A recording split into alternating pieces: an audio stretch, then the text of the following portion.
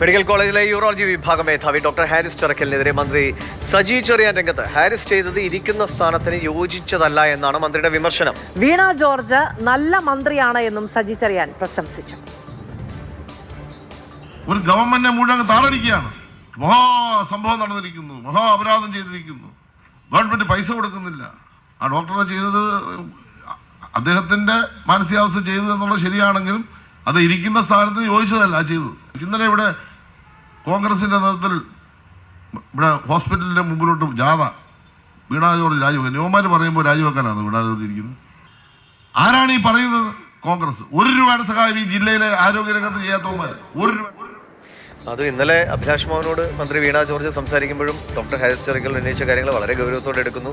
നീതിമാനാണ്, കഠിനാധ്വാനിയാണ്, പറയാൻ വിശേഷണങ്ങൾ ഒന്നും ബാക്കിയില്ല. സ്വന്തം മകനെ പോലെ രോഗികളെ കാണുന്ന ഡോക്ടർ, അത്ര ഹൃദയവിഷാദതയുള്ള ഡോക്ടർ. അതുകൊണ്ട് ആ ഉന്നയിച്ച കാര്യങ്ങളെ വളരെ ഗൗരവത്തോടെ സർക്കാർ കാണും, അതിൽ ഇടപെടലുകൾ നടത്തുമെന്നൊക്കെയാണ് മന്ത്രി പറഞ്ഞത്, ഈ വകുപ്പിന്റെ ചുമതല വഹിക്കുന്ന മന്ത്രി പറഞ്ഞത്. പക്ഷെ അങ്ങനെ മന്ത്രിയെയും സർക്കാരിനെയും ഒക്കെ മോശക്കാരനാക്കാനുള്ള ശ്രമം എന്ന തരത്തിലുള്ള വിമർശനമാണ് ഇപ്പോൾ മന്ത്രി സജി ചെറിയാൻ ഉന്നയിക്കുന്നത്.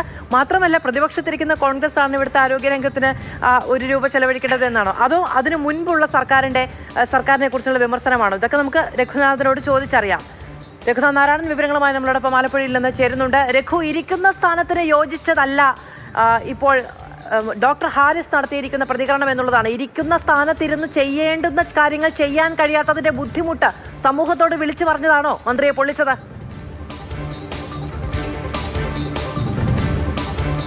അതായിരിക്കും മധു. കാരണം CPM-ന്റെ സംസ്ഥാന സെക്രട്ടേറിയറ്റ് അംഗം കൂടിയാണ് മന്ത്രി സജി ചെറിയാൻ.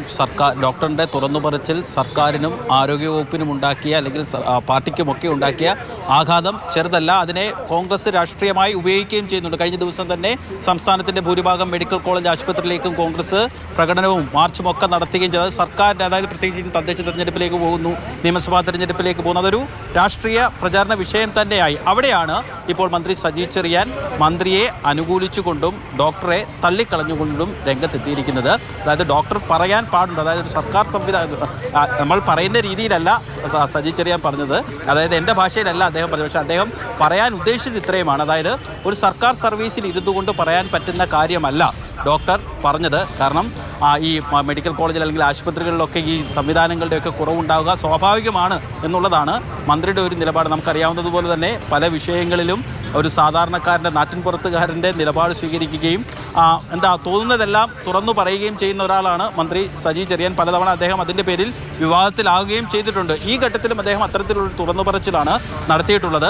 കാരണം ഡോക്ടർ, അതായത് മെഡിക്കൽ കോളേജിലൊക്കെ ചിലപ്പം ചില സാധനങ്ങളുടെ, വസ്തുക്കളുടെയൊക്കെ കുറവുണ്ടാവും, അത് പറയേണ്ട കാര്യമില്ല, പിന്നീട് തിരുത്തിയത് നന്നായി എന്ന് പറയുകയും ചെയ്തു. എന്ന് മാത്രവുമല്ല, മന്ത്രി വീണ ജോർജിന് എല്ലാവിധമായ പിന്തുണയും നൽകുമാണ് അദ്ദേഹം ചെയ്തത്. മുൻപ് PK ശ്രീമതിയും KK ശൈലജയും ഒക്കെ പ്രവർത്തിച്ച അതേ നിലവാരത്തിൽ നിന്നുകൊണ്ട് തന്നെയാണ് വീണ ജോർജും ആരോഗ്യവകുപ്പ് കൈകാര്യം ചെയ്യുന്നത് എന്നാണ് മന്ത്രി പറഞ്ഞു വെക്കുന്നത്.